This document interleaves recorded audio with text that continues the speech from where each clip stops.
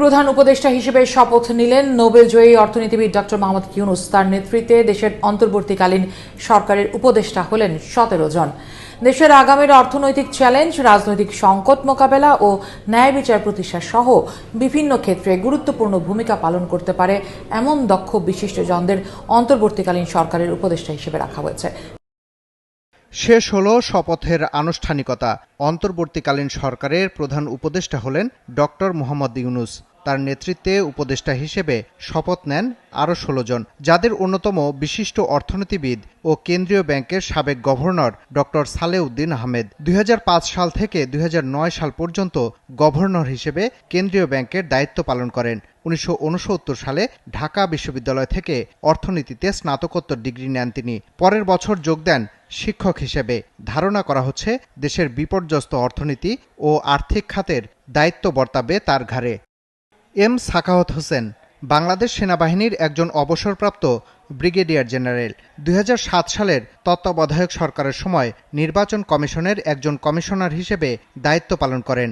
সে সময় দেশে একটি গ্রহণযোগ্য নির্বাচন আয়োজনে কৃতিত্ব অর্জন করেন তিনি। 1971 সালে বাংলাদেশ স্বাধীন হলে 73 সালে তিনি দেশে ফিরে মেজর পদে কুমিল্লা সেনানিবাসে যোগ দেন।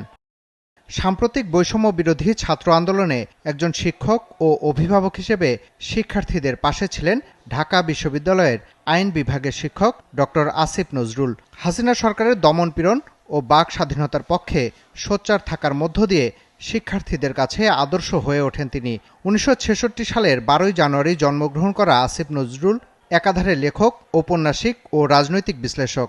দেশের আলোচিত মানবাধিকার কর্মী আদিলুর রহমান খান, মানবাধিকার সংস্থা অধিকারের প্রতিষ্ঠাতা ও সাবেক ডেপুটি অ্যাটর্নি জেনারেল, তিনিও উপদেষ্টার দায়িত্ব নিতে যাচ্ছেন। সাবেক attorney general AF Hasan Arif Fakhruddin আহমেদের নেতৃত্বাধীন সাবেক তত্ত্বাবধায়ক সরকারের আইন, বিচার ও সংসদ বিষয়ক উপদেষ্টা হিসেবে দায়িত্ব পালন করেন। এবার তিনি কোন কোন মন্ত্রণালয়ের দায়িত্ব পাচ্ছেন তা জানতে কেবল সময়ের অপেক্ষা।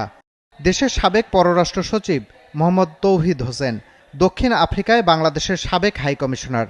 1981 সালে যোগ দেন বাংলাদেশ ফরেন সার্ভিসে। 1999 সালের জানুয়ারি থেকে 2000 সালের ফেব্রুয়ারি পর্যন্ত ফরেন সার্ভিস একাডেমির প্রিন্সিপাল হিসেবে দায়িত্ব পালন করেন তৌহিদ হোসেন।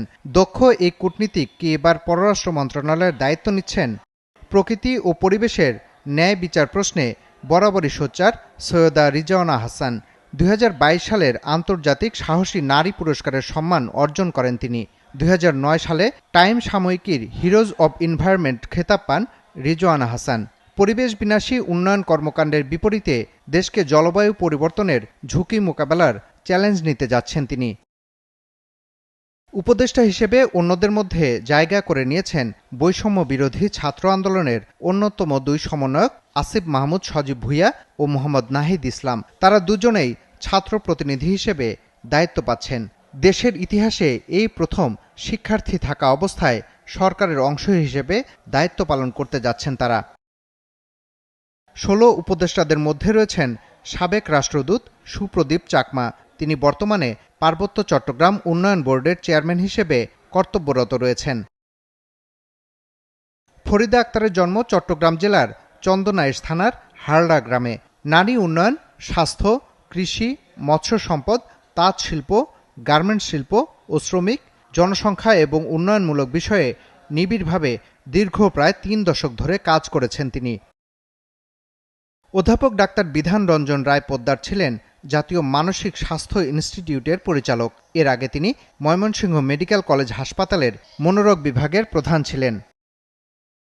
আবুল ফয়েজ মোহাম্মদ খালিদ হোসেন একজন ইসলামী পণ্ডিত। হেফাজতে ইসলাম বাংলাদেশের সাবেক নায়েবে আমির ছিলেন তিনি। গ্রামীণ ব্যাংকের জন্মলগ্ন থেকে প্রফেসর মোহাম্মদ ইউনূসের সাথে দীর্ঘ 2 দশকেরও বেশি সময় কাজ করেছেন নূরজাহান বেগম।